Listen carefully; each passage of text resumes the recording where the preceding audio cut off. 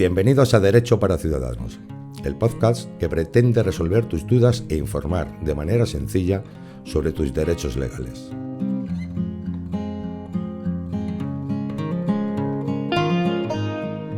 Buenas tardes a todos y bienvenidos a este espacio jurídico desde el despacho de abogados Díaz Soneira.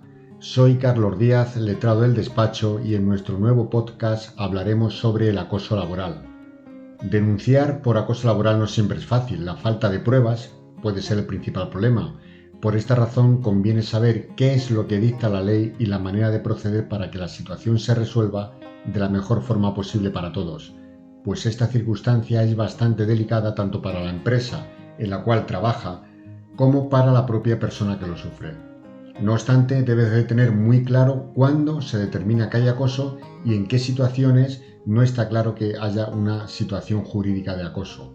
El primero de los requisitos para hablar de acoso laboral es que éste sea sistemático y se prolongue en el tiempo. Asimismo, quienes realizan este acto deben de tener comportamientos hostiles que están perjudicando al trabajador. Vamos a poner una serie de ejemplos, 12 ejemplos comunes de lo que es el acoso laboral. Pues en primer lugar podría ser la agresión física, pequeños golpes, bofetadas. En segundo lugar, insultos relacionados con la raza, con el género, origen familiar, estatus social, preferencia política o sexual. También serían comentarios hostiles, humillantes, de descalificación profesional o amenazas injustificadas de despido hechas en público. En quinto lugar, descalificaciones humillantes de propuestas u opiniones. También serían burlas sobre la apariencia física o la forma de vestir. En séptimo lugar, invasión de la intimidad, por ejemplo, mirar el móvil o mirar los mensajes de correo electrónico.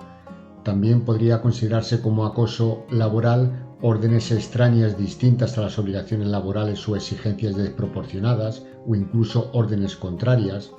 En noveno lugar, podríamos decir citaciones constantes injustificadas para trabajar en horarios excesivos respecto a la jornada laboral, cambios sorpresivos de turnos y exigencias permanentes para trabajar los domingos o días festivos sin ningún fundamento objetivo, trato discriminatorio respecto a los demás empleados, negar permisos necesarios de manera injustificada como licencias por enfermedad o maternidad, calamidad doméstica, vacaciones o incluso no conceder permisos ordinarios que se conceden a otros trabajadores.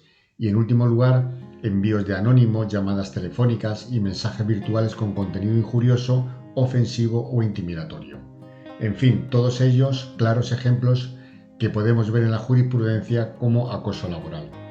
Si nos encontramos en esta situación, tenemos dos vías de reclamación. Por un lado, podemos interponer una denuncia ante la Inspección de Trabajo y por otro lado podemos acudir a la vía judicial. En cuanto a la primera, la denuncia ante la Inspección de Trabajo, es muy importante en estos casos de una denuncia por acoso laboral que el trámite se realice lo antes posible. Para eso, se puede denunciar ante la Inspección de Trabajo y si el inspector constata que hay un acoso, se interpone una sanción a la empresa. Nuestra experiencia, por desgracia, nos indica que no suele ser muy eficaz por cuanto no se hace una verdadera labor investigadora, salvo en casos que estén muy claros y muy bien documentados. Por ello, casi siempre acudiríamos a la vía judicial. Acudir a la vía judicial se puede iniciar directamente sin una reclamación previa y sin tener que acudir a la Inspección de Trabajo. El artículo 50 del Estatuto de los Trabajadores nos permite como perjudicados extinguir la relación laboral con la indemnización máxima legalmente prevista, que sería por un despido improcedente, o incluso nos permite solicitar y conseguir el traslado de centro de trabajo. Como cualquier procedimiento judicial, lo más importante es aportar la prueba, acreditar ese nexo causal a través de esa prueba que acrediten los hechos que estamos denunciando, es decir, gritos y conductas de desprecio, correos electrónicos repletos de amenazas, llamadas fuera del horario laboral, mensajes de WhatsApp. También a ello podemos sumar, si nos encontramos en tratamiento por ansiedad o estrés que pueda estar realizando el trabajador como consecuencia de la situación que está viviendo en el trabajo. También sería importante poder contar con algún compañero de trabajo o incluso alguno que ya no esté trabajando pero que haya sido testigo de la situación. Es muy importante saber que una demanda por acoso laboral es algo muy grave y que se toma en serio. Un delito de acoso laboral puede conllevar hasta una pena de prisión de 2 años, conforme está establecido en el artículo 173 del Código Penal. La vía judicial nos puede abrir también la vía de una petición de indemnización. Evidentemente, la denuncia por acoso debe llevar una reparación del daño que nos han causado. Dicha reparación, por un lado, debe ser económica y por otro lado de medidas para que no vuelvan a producirse. Los daños más habituales que podemos sufrir con el acoso, pues tenemos el impacto psicológico, es decir, el acoso laboral mina lentamente la fortaleza física de la víctima, incluso en los casos más graves se puede pensar en el suicidio. También efectos sobre la salud. La somatización es una de las consecuencias más inmediatas del acoso laboral, generando un importante impacto sobre la salud del trabajador, problemas de sueño, problemas gastrointestinales, alteración del sistema nervioso, problemas metabólicos. También supone un impacto en la vida familiar, silencios prolongados, cambios de humor, problemas sexuales y otros comportamientos que afectan tanto a la relación de pareja como a los hijos. Consecuencias, evidentemente, en la actividad social. Lo mismo ocurre con su vida social y es frecuente que las víctimas de acoso laboral acaben por dejar de frecuentar sus amigos habituales, aislándose o los pierdan por desarrollar conductas agresivas. También hay una degradación de la actividad profesional. El acoso laboral no solamente puede llevar a la víctima a abandonar su trabajo, sino que además luego tiene serias dificultades para integrarse cuando acceden a un nuevo puesto de trabajo.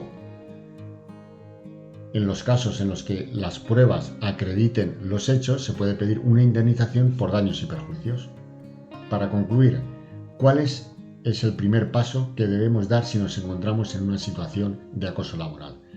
Pues debemos ser conscientes en nuestro día a día, la situación que estamos viviendo, y no por ser habitual o incluso por ser puntual, darla por buena.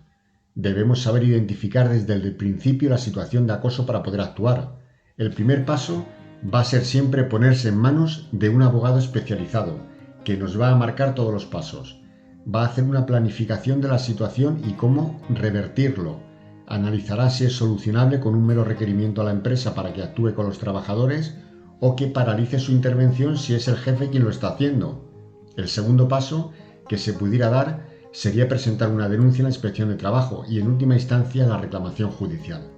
Además, si contamos desde el inicio con un asesoramiento jurídico especializado, nos orientará sobre la necesidad o no de la baja laboral, de instar modificación del contrato o incluso la extinción del mismo. Esto es todo. Abogado Carlos Díaz para Podcast Jurídicos Díaz Soneira. Derecho para Ciudadanos, el podcast de Díaz y Soneira que resuelve tus asuntos legales.